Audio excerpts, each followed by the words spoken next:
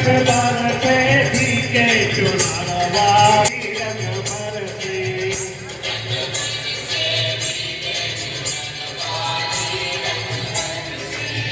रंग बरसे ठीके चुनारवारी रंग बरसे।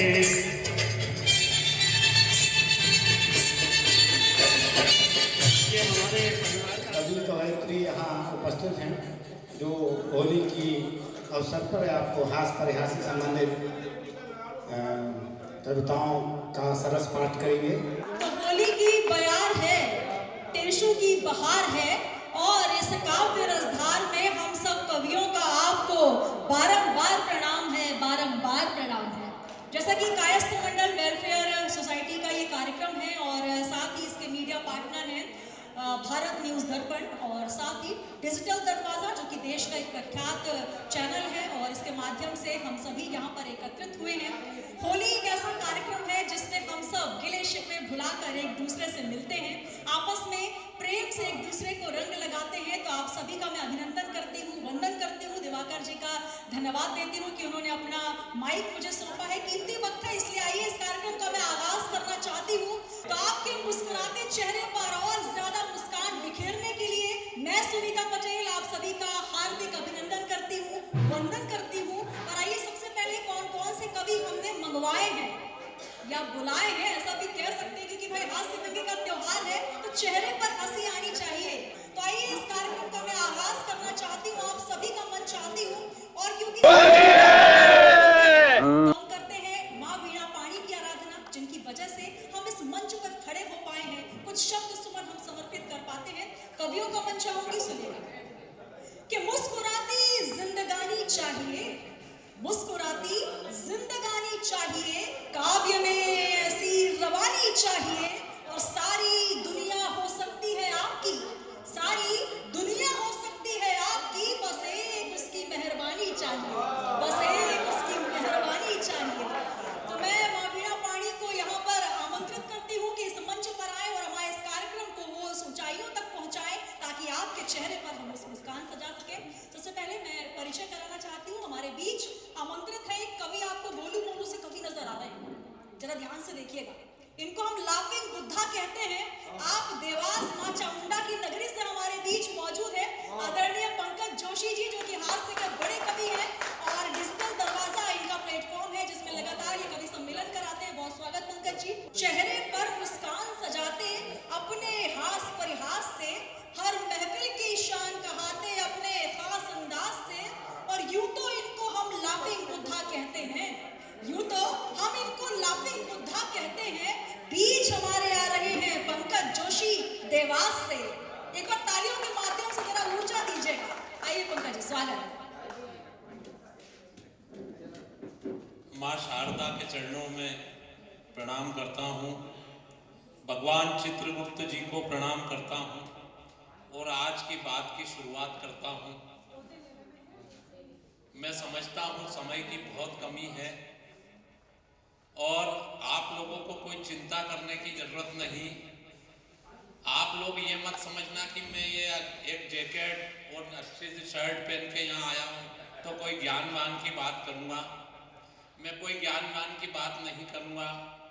और एक बात बता दूँ, मैं अपनी कविताओं को लिखने में भी कोई ज्ञानान नहीं लगाता। आपको भी मेरी कविता सुनने के लिए कोई ज्ञानान नहीं लगाने की जरूरत नहीं है, क्योंकि जो चीज़ मैंने लिखने में ही नहीं लगाई तो आप सुनने में क्यों लगाओ। और ऐसा नहीं है साहब कि मेरे अंदर ज्ञान नहीं है।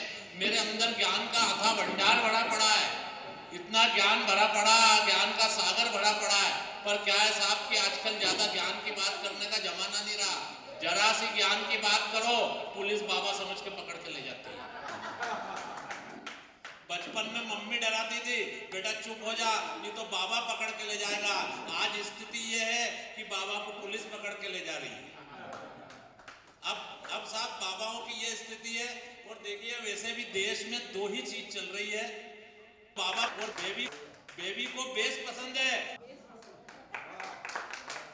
बेबी को बेस पसंद है और बाबा को केस पसंद है। बेबी को बेस पसंद है, बाबा को केश पसंद है, किसी को भाजपा पसंद है, किसी को कांग्रेस पसंद है, पर हमको तो अपना भारत देश पसंद है। हमको तो अपना भारत देश पसंद है। हमको अब बाबाओं की क्या स्थिति हो गई साहब, बाबाओं की क्या बात करना, बाबा की बात करने में कोई फायदा नहीं। क्या है कि बाबा में और संतों में बहुत अंतर होता है। क्या है कि 2 हफ्ते तक दाढ़ी मत बनाओ, 3 महीने तक कटिंग मत बनाओ, 1 महीने तक दांत मंजन मत करो, एक रेडीमेड बाबा तैयार।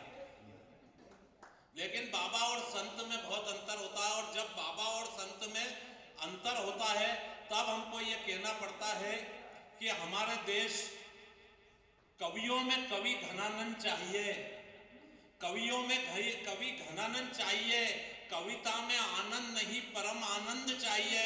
और बहुत हो गए बाबा हमारे देश में, अब हमारे देश में संत विवेकानंद चाहिए, अब हमारे देश में संत विवेकानंद चाहिए। और एक छोटी सी कविता के माध्यम से अपनी बात समाप्त करूंगा। माँ के ऊपर, माँ विषय के ऊपर हास्य कविता। जीने की आस माँ है, जीने की आस माँ है, अंधेरे में प्रकाश माँ है, रोटी पेट और उपवास माँ है। अमिताभ के पास गाड़ी है, बंगला है, बैंक बैलेंस है, शशि कपूर के पास क्या है? माँ है। शशि कपूर के पास माँ है। मेरे घर की छत पे बिल्ली ने दिए 6 बच्चे, बड़े ही सुंदर, बड़े ही अच्छे बच्चे तोड़कर आए अपना नीड़, उनको देखने के लिए लोगों की लग गई भीड़। एक बोला इन्हें भूख लगी है, दूसरा बोला नहीं नहीं इन्हें तो लगी प्यास है, तीसरा बोला इन्हें अपनी माँ की तलाश है, चौथा बोला माँ तो शशि कपूर के पास। जनगणना अधिकारी बोले हमें अपने परिवार के सदस्यों का विवरण बताइए, हमें अपने परिवार के सदस्यों का विवरण बताइए। अमिताभ बोले देखिए आप तो जानते हैं, आप तो जानते हैं मेरी प्रतिभा ही मेरा धन है। क्या भैया चाय वाय लाया हो कि खाली पानी लाया हो? पानी है, ठंडा नहीं। अच्छा कोई बात नहीं। तो क्या है कि चाय वाला को कभी नहीं टोकना चाहिए, इनको टोक दिया कोई बात नहीं, क्योंकि चाय वाला कब प्रधानमंत्री बन जाए कुछ नहीं कह सकता। तो साहब जनगणना अधिकारी आए अमिताभ बच्चन के द्वार, अमिताभ बोले आइए फरमाइए। जनगणना अधिकारी बोले हमें अपने परिवार के सदस्यों का विवरण बताइए। अमिताभ है, पत्नी का नाम जया बच्चन है, बेटा अभिषेक है, बहू ऐश्वर्या बच्चन है। तो अधिकारी बोले वो सब तो ठीक है, पर एक बात बहुत खास है, हमें आपकी माँ की तलाश है, हमें आपकी माँ की तलाश है।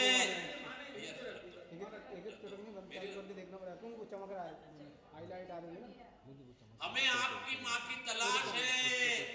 तो अमिताभ बोले माँ तो शशि कपूर के पास, माँ तो शशि कपूर के पास है। भैया तेरी दुकान पूरी हो गई, वो तो यार मेरी दुकान का नाश मत करो, ठंडे वाले भैया जल्दी से दे दे यार, निकल जा।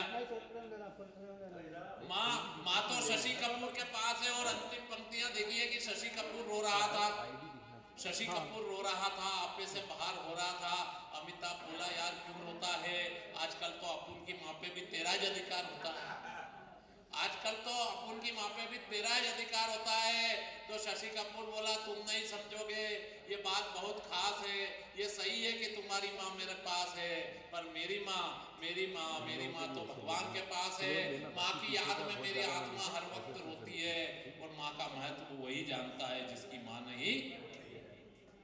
इसलिए दोस्तों ये बात बड़ी खास है। माँ दुर्गा है, माँ काली है, माँ जोता वाली है, माँ की हर बात निराली है, माँ धरती है, माँ आसमान है, माँ इस सृष्टि में साक्षात भगवान है, और माँ से ही पूरे जग में प्रकाश है। तो ये थे पंकज जोशी जी, माँ पर बहुत अच्छी कविता इन्होंने सुनाई, हास्य व्यंग्य के कवि हैं।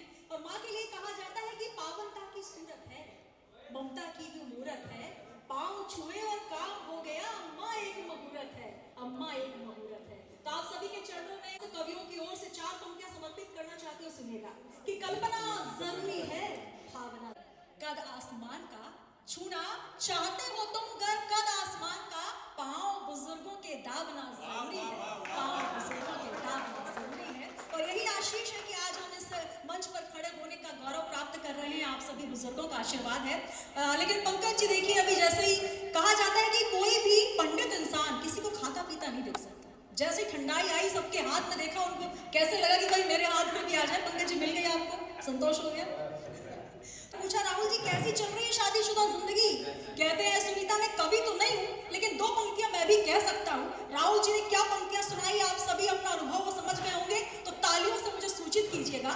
राहुल जी ने कहा कि ऐसा है सुनीता, ये शादी नहीं आसान, ये शादी नहीं आसान, बस इतना समझ लीजिए सल्फास की गोली है और चूस के खाना है।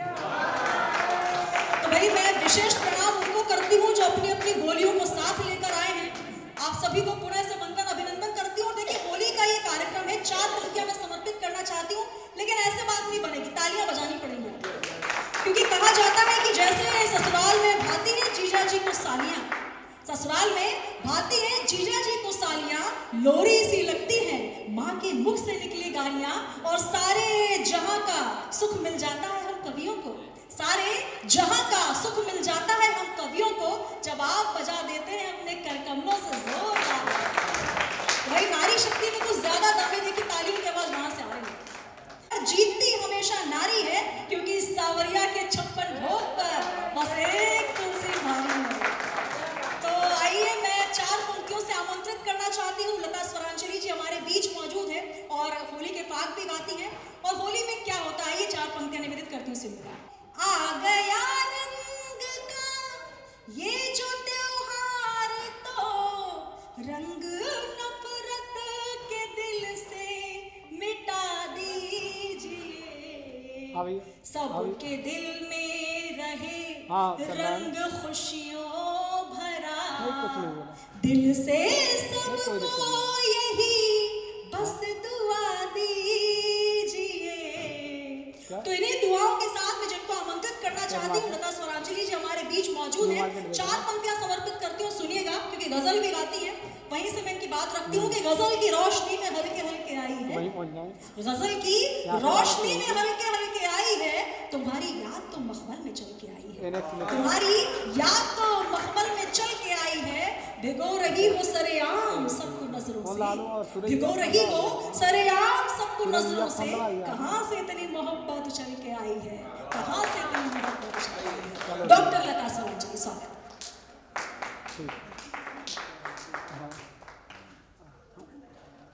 बहुत बहुत शुक्रिया, हार्दिक आभार आदरणीय सुनीता जी।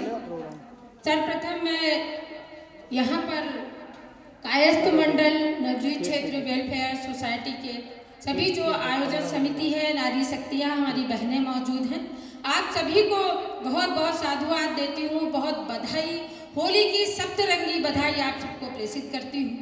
और यहाँ पर बार बार सुनीता जी बोल रही थी कि बुजुर्ग बैठे हुए हैं, तो ऐसा कुछ नहीं है सुनीता जी, मुझे तो सारे भूतपूर्व नौजवान दिख रहे हैं भोपाल के। ये होली का मौसम है और होली के मौसम में आप सब जानते हैं कि दादा के भी क्या क्या हलचलें उत्पन्न हो जाती हैं दिल में, तो ऐसा कुछ लग नहीं रहा है, क्योंकि जब होली का मादक मौसम आता है, बसंत ऋतु में आता है, और क्या परिवर्तन होता है। कुछ अच्छी बातें कहती हूँ, छोटी सी कलमकार ने तो आप सबकी दुआएं मिले, 4 मिसरे पढ़ती हूँ, पहुँचाती हूँ। और कह रही थी कि अभी सुनीता जी संचालन कर रही थी, तो कह रही थी कि ये मोहब्बत कहाँ से आई है उछल के। तो मेरे सामने तो मेरे मोहब्बत की पूरी किताब बैठे आदरणीय पतिदेव बैठे हुए हैं, तो कहीं जाने की जरूरत नहीं है ढूंढने की। जब ये मौसम आता है, मादक मौसम, क्या परिवर्तन होते हैं ऋतु में, क्या हलचलें होती है मन में, पढ़ती हूँ 4 पंक्तियां, दुआएं मिले। अरे सारे बंधन टूट रहे हैं, सारे बंधन टूट रहे हैं, जब से होली आई है, मन में लड्डू फूट रहे हैं, जब से होली आई है, बन फुलझड़ियों से छूट रहे हैं, जब से होली आई है, जब से होली आई है। और पढ़ती हूँ 4 पंक्तियाँ, फिर पहुँचाती हूँ। होली क्या होती है, होली क्या संदेश देना चाहती है। पंकज भैया मंच का मानस मिले, आप सबकी दुआएं मिले।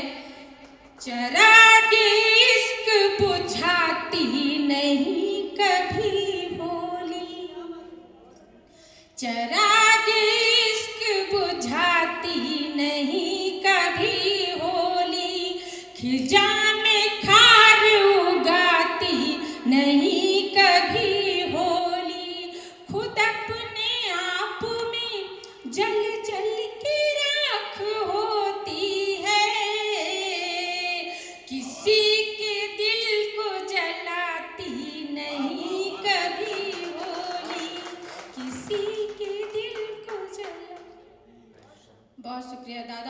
जी मैं बढ़िया ही काम करती हूँ, लेकिन आज तक ये पंकज जोशी जी को समझ में नहीं आया। वैसे चुपचाप बैठ जाते हैं, ऐसे सचमुच लगता है कि मंच पर लाफिंग बुद्धा रख दिया है लाके सुनीता जी ने। पढ़ती हूँ और पहुँचाती हूँ। बड़े बहनें बड़े जागरूक हैं, बिल्कुल आपकी दुआएं मिल रही हैं, मुझे हौसला मिल रहा है। और पढ़ती हूँ, एक फाग की जिक्र कर रही थी, तो अभी जो मैंने आकाशवाणी में बुंदेली फाग पढ़ी, तो उसका सिर्फ समय कम दिया गया हम लोगों को, तो सिर्फ एक बंद उस फाग का मैं पढ़ती हूँ, सुनिएगा। बिल्कुल सहज भाषा में है, सबके समझ में आएगी बुंदेली, वो भाग में पढ़ती हूँ कि कैसा रंग। पतिदेव आदरणीय सुशील कुशवाहा जी बैठे, उनको होली बड़ी पसंद है मेरी बहनों, तो वो साल भर पूछते हैं गब्बर सिंह की तरह होली कब है। तो उनको ही समर्पित कर देती हूँ ये भाग। और सच में ऐसे हैं वो कि मतलब कभी कोई कहती हैं सुनीता जी कि जीजा जी आज भी इस उम्र में आप पे इतनी मोहब्बत करते हैं, तो मैंने कहा सच्चाई है। मुझे किसी का शेर याद आया सुनीता जी कि महबूब का बुढ़ापा लज्जत दिला रहा है, महबूब का बुढ़ापा लज्जत दिला रहा है, अंगूर का मजा किसमिस में आ रहा है। तो उनको समर्पित कर देती हूँ ये फाग, सुनिएगा। अरे जमुना को नीर भयो कारो, जमुना को नीर भयो कारो, सोए सो रंग होरी को डारो। जमुना को नीर भयो कारो, सोए सो रंग होरी को डारो। बहनें बराबर तालियां बजा रही हैं, आप लोगों की तालियां कहाँ हैं? या पड़ोसी की जेब में हाथ तो नहीं है कहीं, जो पीछे के मोहल्ले में बैठे हैं? आपकी आपकी दुआएं भी मिलें। पढ़ती हूँ कि अरे धोवत धोवत धोबिया थक गो, धोवत धोवत धोबिया थक गो, छूटे ना दाग हमारो, सोए सो रंग होरी को डारो। जमुना को नीर भयो कारो, सोए सो रंग होरी को डारो, ऐसो रंग होरी को डारो। और बड़ा स्नेह करती हैं सुनीता जी, जैसे पंकज भैया बैठे हुए हैं। हमेशा कभी सम्मेलनों में मिलते हैं तो हम बहुत सारी विधाओं में बात करते हैं, ओज की भी बात करते हैं, लेकिन आज होली का मौसम है तो मैं एक और गजल पढ़ती हूँ जो होली पर ही लिखी, मेरी तीसरी पुस्तक से, स्वरदीप से पढ़ती हूँ। वो गजल आप तक पहुँचाती हूँ, सुनिएगा। आप सबकी दुआएं मिले। और कुछ अच्छे शेर कह दिए हूँ इस कलमकार ने। और ये भारत न्यूज़ दर्पण सुनीता जी का ही चैनल है, राहुल जी का, उनको भी समर्पित। ये देखिएगा राहुल जी के कैसे शेर हुए हैं, आपकी दुआएं मिले, मेरा लिखना सार्थक हो जाएगा। पढ़ती हूँ, गजल का मतलब कुछ यूं है। जब बिखरते हैं रंग होली में, जब बिखरते हैं रंग होली में, फैलती है तरंग होली में। जब बिखरते हैं रंग होली में, फैलती है तरंग होली में। कोई त्योहार ही नहीं ऐसा, दादा, कोई त्योहार ही नहीं ऐसा, कोई त्योहार ही नहीं ऐसा, हमने देखा जो ढंग होली में, हमने देखा जो ढंग होली में, फैलती है तरंग होली में। और ये शेर पढ़ती हूँ बतौर खास, आपकी दुआएं मिले कि बांध कर डोर भाईचारे की, बांध कर डोर भाईचारे की, सब उड़ाओ पतंग होली में, सब उड़ाओ पतंग होली में, फैलती है तरंग होली में। बहुत बहुत शुक्रिया, आपके एक्सप्रेशन सच में जवाब नहीं। उधर भी कैमरा घुमा दें मेरी बहनों की तरफ, क्या पतंग का एक्सप्रेशन दिया है, बहुत बहुत आपको प्रणाम निवेदित करती हूँ। और पढ़ती हूँ ये प्यार की खोल दे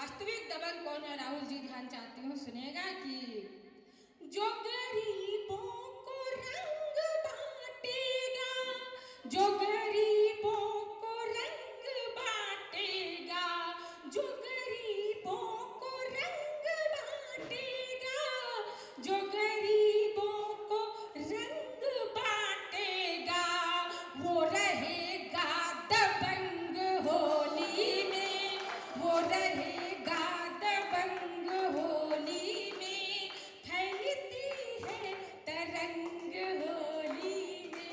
बहुत शुक्रिया। और लेकर आई हैं, जैसा कह रही थी पतिदेव भी साथ में आए हैं और वाकई अपने घर पत्नी को हर कवि सम्मेलन में लेकर जाते हैं माता जी। तब उनके लिए कुछ पंक्तियां मैं कहना चाहती हूँ जीजा जी आपके सम्मान में कि बेहद शरीफ शख्स है, बेहद शरीफ शख्स है, पत्नी पे फिदा है, बेहद शरीफ शख्स है, पत्नी पे फिदा है और उस पर कमाल देखिए अपनी पे फिदा है, उस पर कमाल देखिए अपने पे फिदा है। यहाँ पर सबसे महत्वपूर्ण बात है, जिस तरीके से आप सब सुन रहे हैं, मतलब एकदम इतनी ऊर्जा, और इस ऊर्जा को मैं प्रणाम करती हूँ। बारंबार ऐसा कहा जाता है कि इश्क में राय बुजुर्गों की ली नहीं जाती, ऐसा कहा जाता था। हमारे बड़े कवि कहते हैं कि इश्क में राय बुजुर्गों की ली नहीं जाती, कि आग बुझते हुए चूल्हों से ली नहीं जाती। लेकिन यहाँ देखकर मुझे वापस ऐसा लग रहा है कि वाकई कि भोपाल की जी नहीं, आप ऐसा कह दें कि आपको फोटो खींचनी है, क्योंकि मैं आप सभी को बता दूं कि मीडिया से हूँ, तो जहाँ पर लाइट कैमरा और माइक मिल जाता है वहां पर फेविकोल का मजबूत जोड़ हो जाता है। दिवाकर जी बड़ी देर से देख रहे हैं कि सुनीता माइक कब छोड़े और मैं आऊँ, लेकिन दिवाकर जी 2 मिनट का वक्त लूंगी, क्योंकि होली का ये माहौल है और यहाँ पर नारी शक्ति बैठी हुई है। पुरुष सहन शक्ति मैं पहले कह चुकी हूँ, बहुत देर से आप मुझे झेल रहे हैं। 2 मिनट वक्त और दीजिएगा दिवाकर जी। आपके सम्मान में 4 पंक्तियां पढ़ना चाहती हूँ नारी शक्ति के सम्मान में। दीदी ने बहुत अच्छा कार्यक्रम यहाँ पर आयोजित किया है। कहना चाहती हूँ कि नारी क्या होती है, सुनिएगा, कि कभी बेटी कभी बहू, कभी पत्नी तो कभी माता है, कभी बेटी कभी बहू, कभी पत्नी तो कभी माता है, जिसके प्रेम और त्याग की महिमा हर कोई गाता है। कतरा है, दरिया है, समंदर है कभी वो, कतरा है, दरिया है, समंदर है कभी वो, और नारी शक्ति के आगे नतमस्तक स्वयं भाग्य विधाता है, स्वयं भाग्य विधाता है। लेकिन पुरुष क्या होते हैं? आज अगर जीजा जी जैसे पुरुष ना हो, आप जैसे पुरुष ना हो, तो ये हम महिलाएं, हम नारियां, हम बेटियां इस मंच तक नहीं पहुंच सकते, उस मुकाम तक नहीं पहुंच सकते जिस मुकाम पर हमें होना चाहिए। तो नारी शक्तियों से मैं यहाँ निवेदन करती हूँ कि एक बार हमारे सभी यहाँ पर जो पुरुष वर्ग बैठे हैं उनके लिए जोरदार तालियां बजाएं, क्योंकि दोनों पहिए बराबर होते हैं और दोनों कांधे से कांधे मिलाकर चल रहे हैं। एक छोटा सा जोगीरा गाकर हम यहाँ पर इस कार्यक्रम का समापन करना चाहेंगे। मैं अपने दोनों कवियों से कहूंगी कि मंच पर यहाँ पर वो आ जाएं और आप सभी से अनुरोध है कि तालियों के माध्यम से हमें सूचित करें कि आप जोगीरा का आनंद ले रहे हैं। तो आइए जोगीरा शुरू करते हैं लता दीदी, क्योंकि जोगीरा के बिना